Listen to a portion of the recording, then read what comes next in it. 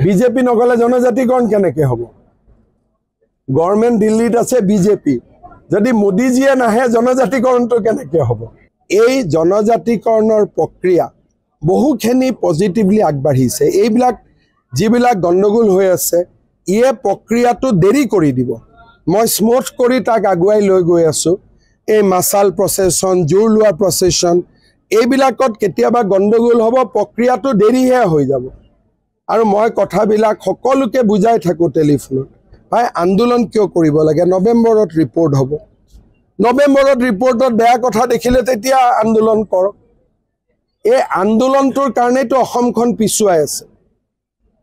যেতিয়া য'ত আন্দোলন হয় তাৰ মানে এক বছৰ কামটো পিছুৱাই গ'ল কাৰণ আন্দোলন হ'লে ক'ৰবাত গণ্ডগোল হ'বই সেইকাৰণে মই কৈছোঁ যে আন্দোলন কৰা বিশেষকৈ কোচ ৰাজবংশীৰ আমি কি ৰিপৰ্ট দিম কোচ ৰাজবংশী মানুহখিনিয়ে জানেই সকলোকে মই ইনফৰ্মেলি কৈ থৈ দিছোঁ যে আমি পজিটিভ কৰিব গৈ আছোঁ এই আন্দোলনটো কিয় কৰিব লাগে যেতিয়া তেওঁলোকে নাজানিলে আন্দোলন কৰক যিহেতু মই কৈয়ে দিছোঁ যে নৱেম্বৰত এই কথাখিনি লিখা থাকিব তেওঁলোকে মোক কৈছে দাদা এইখিনি লিখা থাকিলে হৈ গ'ল এটা আকৌ কিয় আন্দোলন কৰিব লাগে আৰু বিজেপিক দূৰত পঠালে বেলেগ পাৰ্টিয়ে কৰিব নেকি এইবিলাক কাম যদি বিজেপিক কোনোবাই ঠেলি দূৰত পঠাই দিয়ে বিজেপিৰো ক্ষতি হ'ব কিন্তু অসমৰ ক্ষতিও একেধৰণে হ'ব সেইকাৰণে মোৰ মতেদি আন্দোলনটো ৰাস্তা নহয় আলাপ আলোচনাৰ মাজেৰে আগবাঢ়িব লাগিব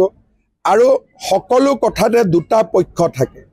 চৰকাৰে দুইটা পক্ষৰে কথা শুনি আগবাঢ়িব লাগে নহ'লেতো সব কাম হ'ব বুলি আজিয়ে কৰিব পাৰি ৰাতি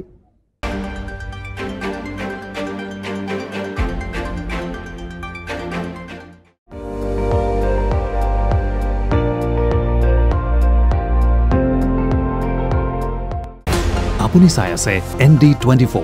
সৰ্বশ্ৰেষ্ঠ নহয় সৰ্বোত্তমৰ দৌৰত